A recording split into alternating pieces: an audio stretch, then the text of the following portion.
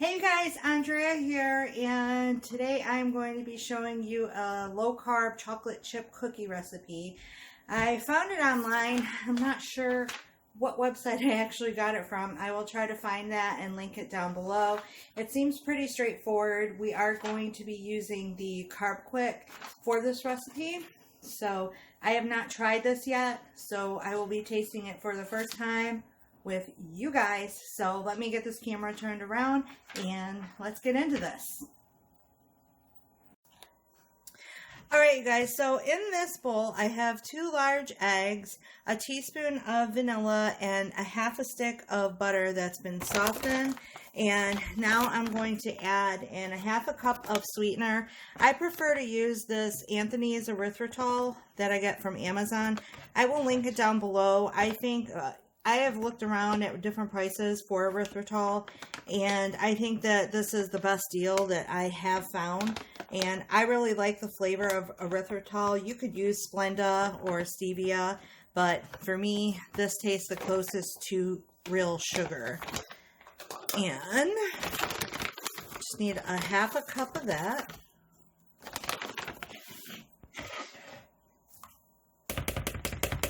And then we just need to cream that together.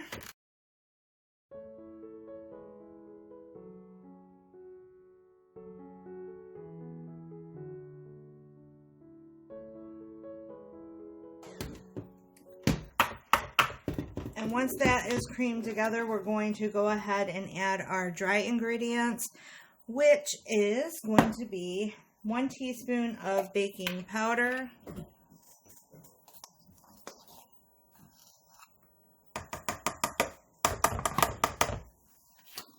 and 1 teaspoon of Pysillium husk powder. Honestly, I really don't know all of what this is. It is gluten-free. It's a product of India. I get this again off of Amazon from this Anthony's brand. And yeah, I don't think it has much taste when you add it to stuff. But if you don't have this, you can use xanthan gum or vital wheat gluten as well. This acts as like a thickener. You would use this in gravies as well to make, a low-carb gravy without flour. So, a teaspoon of that.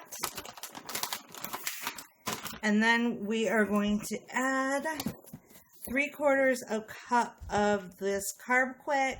I get mine off Amazon. I have had people in my comments tell me that they have been able to find this at their local Walmart. I have not, so you might want to check around. If not, I will link the Amazon link down below, and you can check it out there. So, what did I say? 3/4 of a cup.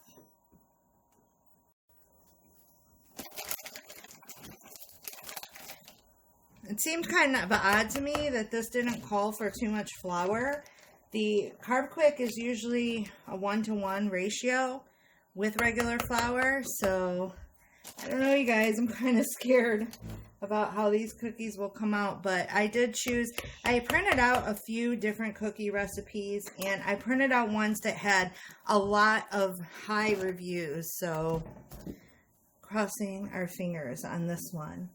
And let's see, then the next thing, it says to then mix this with the dry.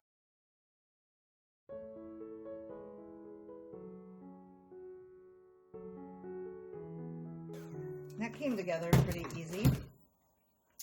And the interesting thing is we do not add any salt like you would normally add salt to like a Toll House cookie recipe. And after the dry ingredients are done, we are going to stir in 2/3 of a cup of sour cream.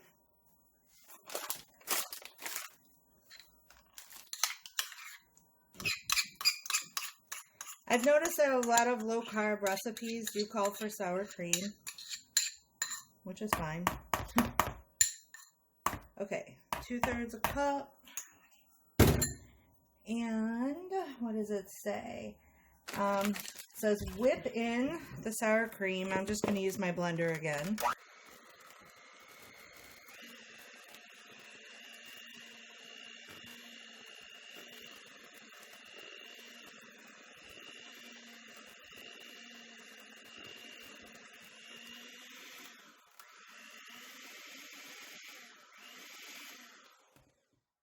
And it has a thicker consistency like than I thought this was going to have. So that's good.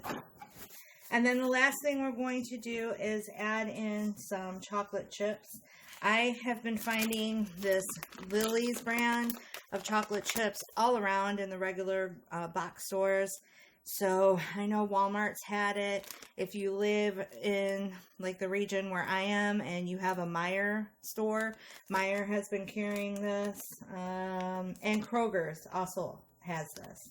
So let's see. The weird thing is, it doesn't say how much chocolate chips to add in. I'm using the dark chocolate baking chips. They also have milk chocolate. So let me see what a half a cup looks like in here. And then I'll add more if I think it needs more chocolate. I mean, it's got a very similar consistency to cookie dough. It looks good. It smells like cookie dough. And I don't know about you guys, but I feel like this needs some more chocolate chips. So, voila.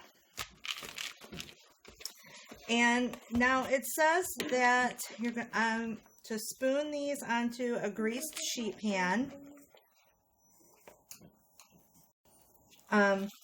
So it says to spoon this onto a greased sheet pan. It says about 3-inch scoops. Yeah, okay. I don't know what that means. But, and then it says to bake for 10 minutes or until the edges are golden and cookies are set. So let's start spooning these onto our sheet pan.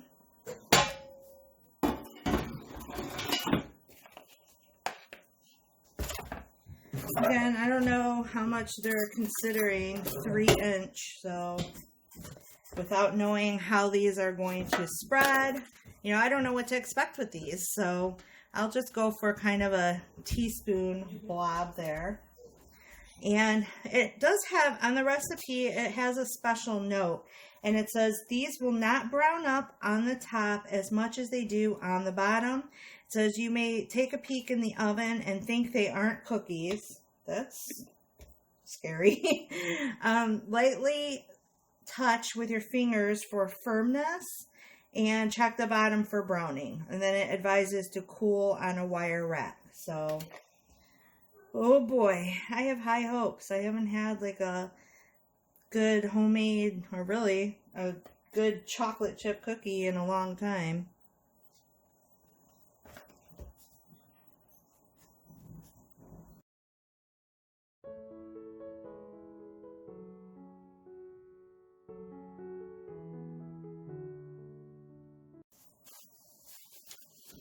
Okay, so I'm going to go ahead and get these into the oven, and they will cook for 10 minutes, and I will show you what they look like when they come out.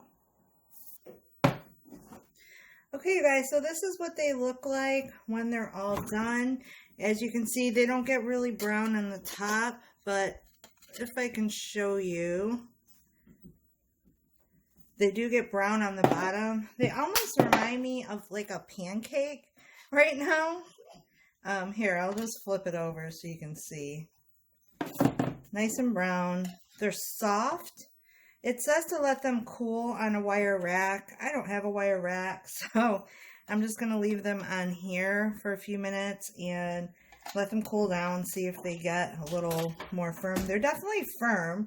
They're not going to come apart real easy, but I want to see if it develops any kind of a crunchy texture. So I will come back when I'm ready to give these a try.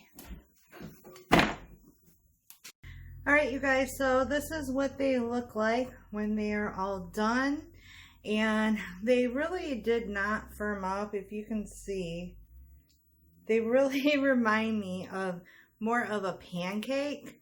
So I'm still going to be on the hunt for a different cookie recipe, hopefully one that gets crispier. They do smell good, so here's the final test.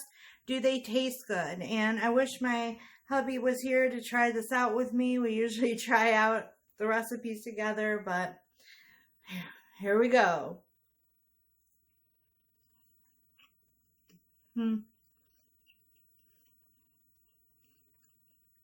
Basically, if you want a chocolate chip pancake, a low carb chocolate chip pancake, that's what this is. So I'm not mad at this right now. It tastes really good. It's not overly sweet. The dark chocolate chips do set off whatever sweetness was in there from the erythritol. But it's definitely not going to replace, you know, a Toll House chocolate chip cookie. But I think I would make this again. And maybe Christmas morning when we're wanting that, you know, Christmas morning breakfast, some chocolate chip pancakes with some sugar-free, like some keto vanilla bean ice cream and some sugar-free chocolate drizzle. That would be so delicious. So I'm going to go ahead and finish this cookie, get this kitchen cleaned up. And if you like these types of videos, definitely give this a thumbs up. If you have any suggestions of something that you might want to see me try, let me know. And if I can, I will get it out there. Until next time, stay safe and be blessed. Bye.